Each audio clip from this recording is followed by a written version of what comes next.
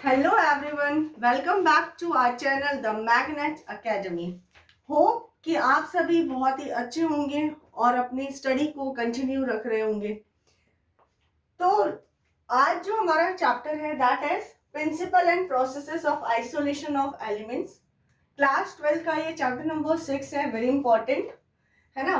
तो इसके अंदर देखिए हमें क्या क्या पढ़ना है। मिनरल्स, ओर्स है ना। साथ के साथ जो है अब इनको हम किस तरीके से इन्हें सेपरेट कर सकते हैं, तो इनकी जो भी सेपरेशन मेथड्स हैं इन्हें भी हमें साथ साथ में स्टडी करना है। तो इसके लिए सबसे पहले जो है हमें जनरल समझ में आना चाहिए, जनरल पता होना चाहिए। जैसा आप सभी जानते हैं कि हमारे अर्थ पर जो है बहुत सारे एलिमेंट्स पाए जाते हैं, है ना। अब इनमें से कुछ एलिमेंट्स जो है फ्री स्टेट में भी होते हैं, कुछ एलिमेंट्स जो है कंबाइंड स्टेट में भी पाए जाते हैं। ठीक है, जैसे आपके जो गोल्ड है, लाइक गोल्ड है, प्लेटिनम है, सिल्वर है, साथ के साथ कुछ इनर्ट गैसेस हैं। ठीक है, साथ के साथ जो है कुछ आपके इनर्ट गैसेस होती हैं। इनको इनके अलावा जितने भी एलिमेंट्स हैं ये जो है कंबाइंड स्टेट में पाए जाते हैं। इट मींस जो gold, platinum, silver, inert gases ये हमारी जो है फ्री स्टेट में पाई जाती हैं, है ना। अदर देन दीज मेटल्स और substances which is present in combined state. अब जब हम एलिमेंट्स की अपने बात करें तो कोई भी जो सब्सटेंस है, जो पदार्थ होते हैं वो तत्वों से, एलिमेंट से मिलकर के बने होते हैं। और एलिमेंट्स को जो है तीन टाइप्स में, तीन पार्ट्स में डिवाइड किया गया है, that is metal, non metal and metalloids. Metal, non metal and metalloids. देखिए, धातु, अधातु और उपधातु। किस किस में? धातु, अधातु और उप मेटलॉइड, उपधातु भी हम इसको कहते हैं। ठीक है, तो जो भी तत्वों को, जो एलिमेंट्स को हमने तीन पार्ट्स में डिवाइड किया, ये याद रखिए भैया आप लोग, तत्व, हिंदी में हम इसे कहते हैं तत्व। अब नाम से पता चल रहा है कि जो मेटल है ना, हमारे अर्थ पर जो मेटल है लगभग अप्रोक्स 80% जो एलिमेंट्स हैं वो कैसे हैं? मेटल्स हैं, धातु हैं। अगर मैं इसकी जनरल कैरेक्टरिस्टिक्स देखूं तो इनके melting point, boiling point high होते हैं, है ना। डक्टिलिटी इनके अंदर पाई जाती है, तन्यता पाई जाती है, हिंदी में हम इसको क्या कहते हैं? डक्टिलिटी प्रेजेंट होती है। मेलिएबिलिटी इनके अंदर पाई जाती है, मेलिएबिलिटी। देखिए, डक्टिलिटी तो क्या होता है, जब हम किसी भी मेटल को बीट करते हैं, पीटते हैं, तो जब वो एक वायर के अंदर चेंज हो जाती है तो हम इसे कहते हैं डक्टिलिटी। मेलिएबिलिटी, जब हम किसी भी मेटल को पीटते हैं, किसी भी चीज से पीटते हैं, तो फिर वो जब एक थिन शीट के अंदर जब चेंज हो जाती है तो हम इसे कहते हैं मेलिएबिलिटी। तो मेलिएबिलिटी की भी प्रॉपर्टी होती है। अब जो है किसी भी आप मेटल को देखिए, आप उसे बीट करेंगे, थोड़ा सा भी आप उसको बीट करते हैं तो उसमें से एक आवाज आती है ना। तो इसके अंदर मैं ऐसा बोल सकती हूँ कि सोनोरस की प्रॉपर्टी भी इनके अंदर पाई जाती है, सोनोरस, है ना, ध्वनि का गुण भी इनके अंदर होता है। साथ के साथ ये good conductor of heat and electricity, good conductors of heat and electricity, है ना। ये जो है ऊष्मा के और विद्युत के अच्छे चालक होते हैं। अब अगर मैं नॉन मेटल्स की बात करती हूँ तो आप सब जानते हैं कि नॉन मेटल्स, अब ये वाली तो प्रॉपर्टीज इनके अंदर पाई नहीं जाती हैं, है ना। ये जो है आपके जो है हीट और इलेक्ट्रिसिटी के लिए कंडक्टर की तरह वर्क नहीं करते हैं, एक कुचालक की तरह व्यवहार करते हैं। कोई डक्टिलिटी प्रॉपर्टी नहीं, कोई मेलिएबिलिटी नहीं, कोई सोनोरस की प्रॉपर्टी इसके अंदर नहीं पाई जाती है। ठीक है ना। साथ ही साथ ये लस्टर लेस होते हैं, लस्टर लेस होते हैं, यानी कि मैं हिंदी में इसको क्या बोलूं, चमकहीन होते हैं भाई, इनमें किसी भी टाइप की शाइनिंग नहीं होती है और इनके अंदर लस्टर की प्रॉपर्टी पाई जाती है। तो ये चीज आप याद रखेंगे कि लस्टर की प्रॉपर्टी, चमक जो है, शाइनिंग की जो प्रॉपर्टी होती है, ये मेटल के अंदर पाई जाती है। अब देखिए हम आते हैं मेटलॉइड्स पे हिंदी में इसको कहा जाता है उपधातु। क्या कहते हैं हम इसको? उपधातु। देखिए मेटलॉइड्स क्या होते हैं? ऐसे एलिमेंट्स जिनके अंदर मेटल और नॉन मेटल्स दोनों की प्रॉपर्टीज प्रेजेंट होती है ना, which are having the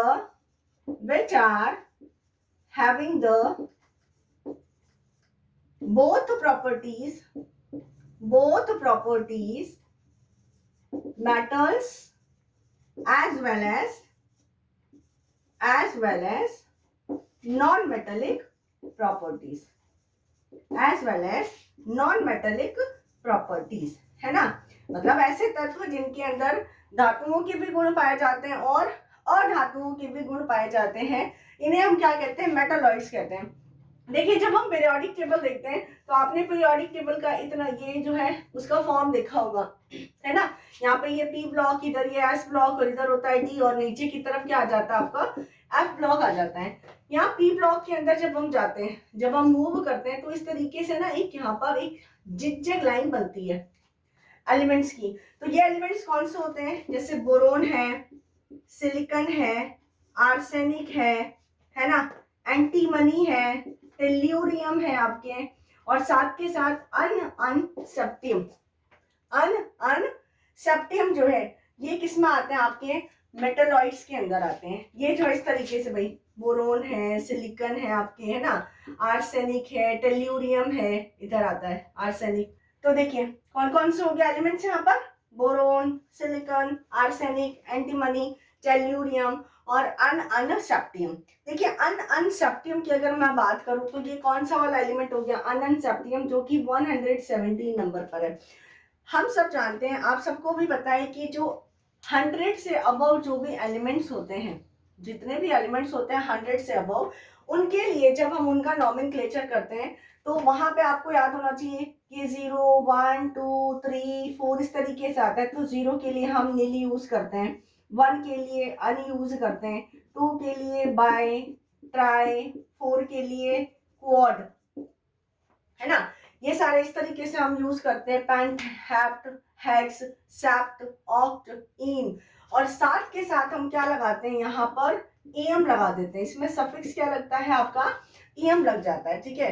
तो जब मैंने यहाँ पर 117 नंबर एलिमेंट की, 117th नंबर एलिमेंट की जब बात की, तो यहाँ पर अगर मैं इसका नॉमेनक्लेचर करूं, इसका नामकरण करूं, तो मैं क्या बोल सकती हूँ?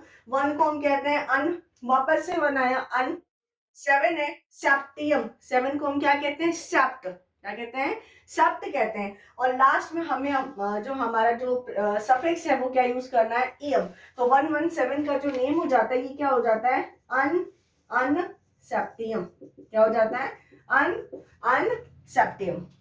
होप आपको समझ में आ रहा है, बिल्कुल जनरल है ना, ऐसा कुछ भी टफ है नहीं हमारा अभी तक, तो बिल्कुल सिंपल सा ही इधर जा रहा है, ठीक है।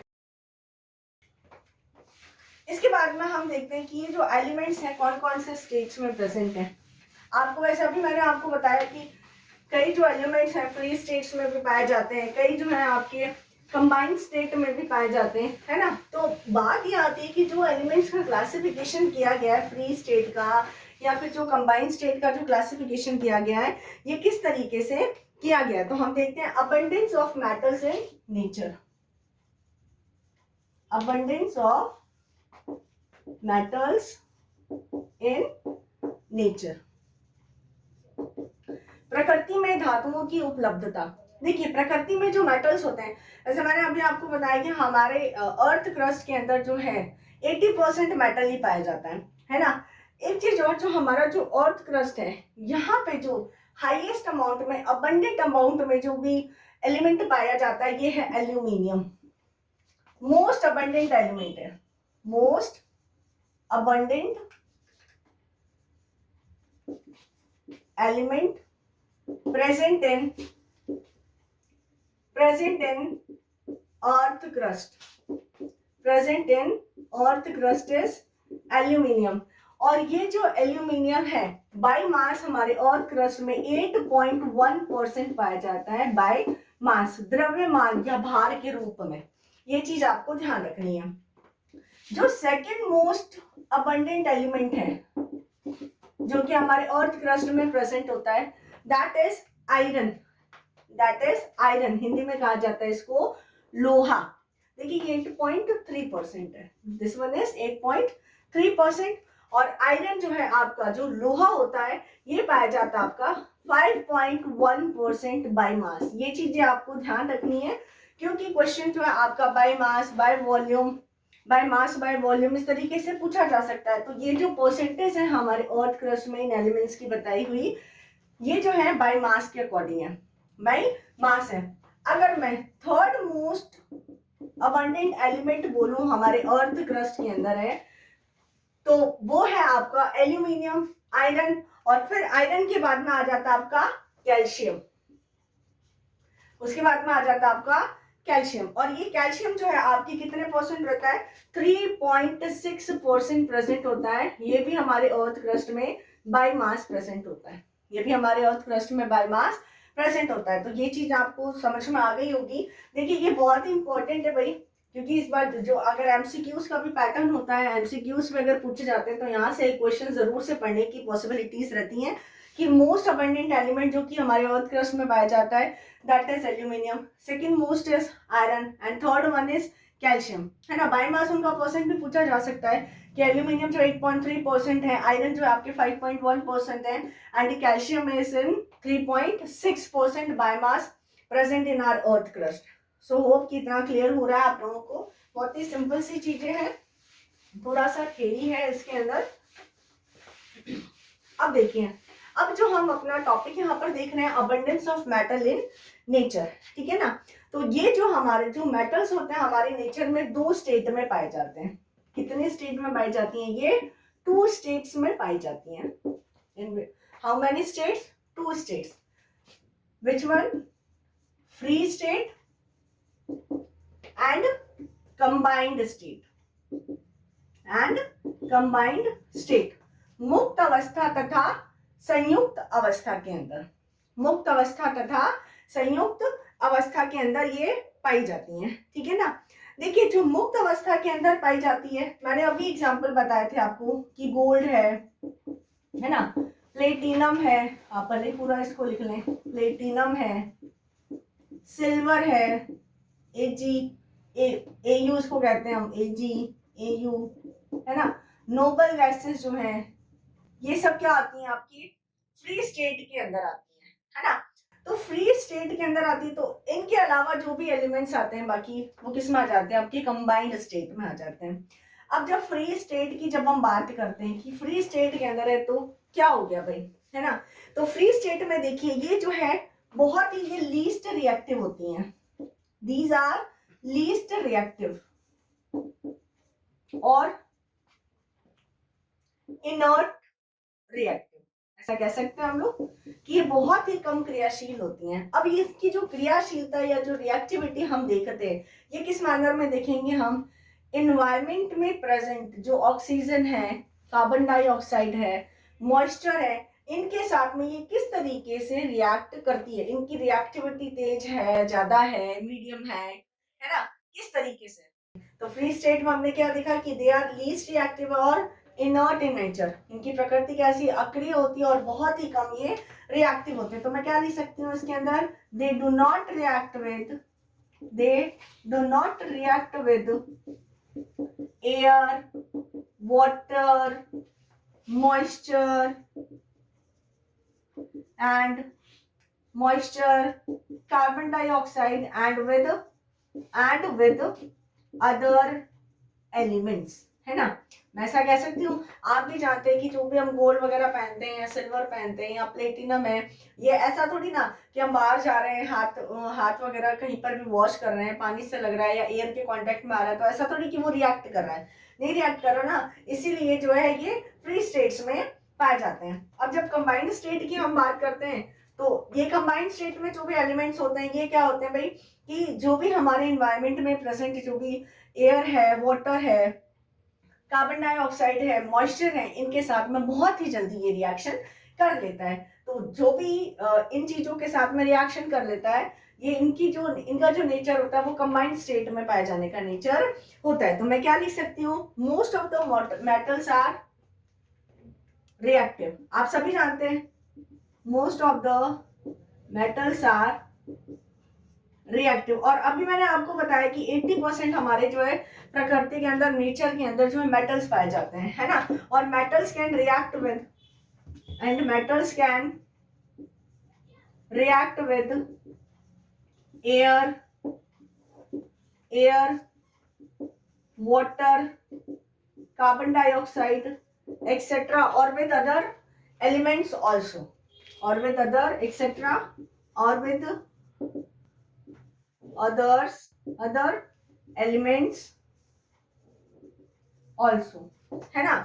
कि जो मेटल्स होते हैं, जो धातु होते हैं, वो हमारे प्रकृति में पाए जाने वाले हवा, पानी, कार्बन डाइऑक्साइड, नमी आदि के साथ में अभिक्रिया करने में कैपेबल होते हैं, या दूसरे तत्वों के साथ में भी अभिक्रिया करने में कैपेबल होते हैं, योग्य होते हैं, जिससे वो एक नए कंपाउंड या यौगिक का फॉर्मेशन कर सकते हैं। इसीलिए हम इन्हें क्या कहते हैं कि ऐसे जो एलिमेंट्स होते हैं ये कंबाइंड स्टेट में पाए जाते हैं। ओके, वो यहाँ तक सबको क्लियर है। वैसे आज यहाँ पे आसपास कहीं पे कोई सुंदरकांड वगैरह हो रहा है तो आवाज आ रही है, तो थोड़ा सा आप ध्यान रखना, बीच बीच में नॉइस आएगी। तो आज थोड़ा ही हम थोड़ा कंटिन्यू करेंगे, नेक्स्ट वाली क्लास आपको प्रॉपर मिल जाएगी, ठीक है। अब देखिए हम बात करते हैं मिनरल्स की। नेक्स्ट जो टर्म हमारी आती है मिनरल्स, हिंदी में हम इसे क्या कहते हैं भाई, खनिज कहते हैं। हाँ जी, तो हमारा जो नेक्स्ट टॉपिक है ये आप मिनरल्स, खनिज। हम सब जानते हैं कि जो भी खनिज होते हैं ये हमें खानों से मिलते हैं, माइंस से ही हमें मिलते हैं, है ना। तो जब हम बात करते हैं कि खनिज की, तो खनिज होते क्या है भाई, हमारे इन्वायरमेंट के अंदर जो भी कंबाइंड स्टेट में मेटल्स पाई जाती हैं, उनमें ऐसा तो नहीं कि वो प्योर मेटल है, कि शुद्ध धातु है, उनके साथ में कुछ अशुद्धियां भी पाई जाती हैं, क्या पाई जाती हैं, कुछ अशुद्धियां भी पाई जाती हैं। तो ये जो अशुद्धियों के साथ में, अब अशुद्धियों के रूप में भी क्या क्या है भाई, रेत है, कंकड़ है, पत्थर है, ये सब कुछ पाए जाते हैं। तो इसे ही हम क्या कहते हैं, मिनरल्स कहते हैं या खनिज कहते हैं। तो आप लोग लिख लेंगे इसकी definition, these are metallic compounds, these are metallic compounds which occur in nature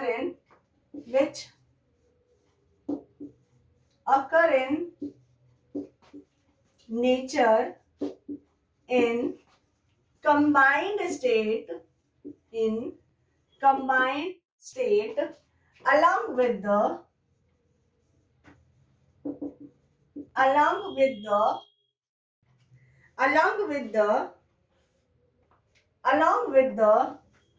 some impurities like sand, stones, clay, etc. Okay, these are called minerals, and the places where these minerals are found are called mines, है ना, etc. are called minerals. अब बात आती है कि ये minerals जो खनिज होते हैं ये हमें कहाँ से मिले, माइन से। तो मैं लिख सकती हूँ इधर, the places where these minerals are found are called mines, है ना।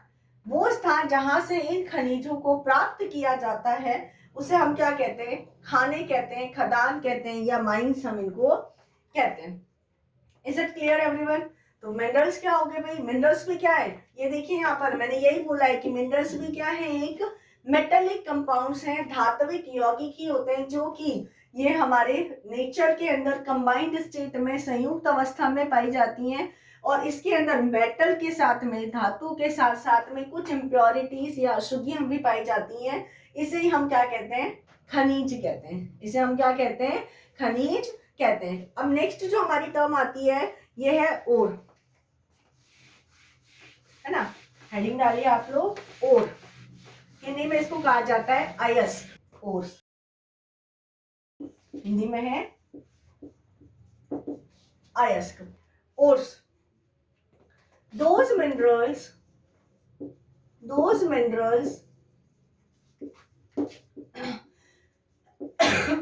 from which metals can be easily extracted are called ores, है ना। तो अयस्क में क्या बोलूंगी कि ऐसे मिनरल्स जिनसे मेटल्स को, धातुओं को आसानी से पृथक किया जा सकता है, उसे हम क्या कहते हैं, अयस्क कहते हैं। क्या कहते हैं हम उसको, अयस्क कहते हैं, है ना। अब आपको पता है कि हमारा जो अर्थ क्रस्ट है, हमारा जो इन्वायरमेंट है, यहाँ पर मेटल जो 80% पाया जाता है ना। तो ये जो मेटल्स होते हैं, जो धातु हैं हमारे नेचर के अंदर, ऑक्साइड्स के फॉर्म में, सल्फाइड्स के फॉर्म में, सल्फेट्स के फॉर्म्स में, या कार्बोनेट्स के फॉर्म्स में, और भी अदर फॉर्म्स में ये यहाँ पर पाए जाते हैं, है ना। तो यहाँ पर जब हम ये देखें कि जैसे कि एक एग्जांपल हम देख लेते हैं कि एल्यूमिना है, एक एग्जांपल हम लेते हैं यहाँ पर एल्यूमिना का, ठीक है। एल्यूमिना का फॉर्मूला होता है Al2O3, है ना। अब ये जो एल्यूमिना है, इसके अंदर दो टाइप की इम्प्योरिटीज हो सकती हैं। अब इम्प्योरिटीज कौन कौन सी हो सकती है, एक तो इम्प्योरिटी हो सकती है क्रोमियम की, और एक इम्प्योरिटी हो सकती है इसमें कॉपर की, इम्प्योरिटी ऑफ क्रोमियम और impurity of CO, carbon monoxide की, ठीक है ना। CO की, कोबाल्ट की, सॉरी कार्बन मोनोऑक्साइड नहीं, यहाँ पर आप लोग कोबाल्ट, क्योंकि हम मेटल्स के लिए इधर देख रहे हैं। क्रोमियम की, अगर देखिए एल्यूमिना के अंदर अगर क्रोमियम इम्प्योरिटी के फॉर्म में प्रेजेंट होता है, तो हमें जो है रूबी मिलता है। आपने देखा होगा ना, जो स्टोन्स वगैरह पहनते हैं हम लोग, है ना, आप लोगों ने देखा होगा कि जो जेम स्टोन्स वगैरह हम पहनते हैं, ये क्या है, रूबी जेमस्टोन हमें मिल जाता है। इसे और क्या कहते हैं भाई, इस रूबी को कहा जाता है मानक, हिंदी में क्या कहा जाता है, इसको मानक कहते हैं। और अगर यहाँ पर कोबाल्ट की इम्प्योरिटी हो, एल्यूमिना के अंदर अगर कोबाल्ट की इम्प्योरिटीज प्रेजेंट होती है, तो हमें मिल जाता है blue sapphire. Blue sapphire Hindi में इसको कहा जाता है नीलम, जो कि नीले कलर का होता है, आप सब जानते हैं, है ना। तो ये बहुत ही इंपॉर्टेंट है, कई बार इसका क्वेश्चन पूछ लिया जाता है कि अगर एल्यूमिना में क्रोमियम की इम्प्योरिटी प्रेजेंट हो, या एल्यूमिना के अंदर CO की इम्प्योरिटी अगर प्रेजेंट होती है, तो हमें किस टाइप, कौन सा जो है जेमस्टोन मिलता है। तो क्रोमियम की इम्प्योरिटी से हमें रूबी मिलता है, और CO की इम्प्योरिटी से हमें ब्लू सफायर मिल जाता है, ठीक है। नीलम जो है जेमस्टोन, ये मिल जाता है। अब देखिए बहुत सारे ऐसे जो है मेटल्स हैं, जैसे एल्यूमिनियम के बारे में हम देखेंगे, एल्यूमिनियम है ना। इसी तरीके से आयरन है, इसी तरीके से हम देखते हैं जिंक के बारे में भी हम यहाँ पर देखेंगे, और क्या क्या देखेंगे, कॉपर के बारे में देखेंगे। ये क्या है, इन मेटल्स से हमें कौन कौन से ओर्स मिलते हैं, अयस्क मिलते हैं, और जो भी ओर्स मिलते हैं, जो अयस्क मिलते हैं, इनके फॉर्मूला के बारे में देखेंगे। और जब हम एक्सट्रैक्शन प्रोसेस करते हैं मेटलर्जी के दौरान, तो हम इनकी कौन से मेनली ओर्स को यूज में लेते हैं, तो इसके बारे में हम स्टडी करते हैं हमारी नेक्स्ट वीडियो के अंदर, नेक्स्ट क्लास के अंदर। तब तक आप इसे आप पढ़ें, और कहीं भी अगर कोई भी डाउट आ रहा है, कहीं प्रॉब्लम आ रहा है, तो आप कमेंट सेक्शन में जो है आप अपने कमेंट को पुट कर दें। Thank you.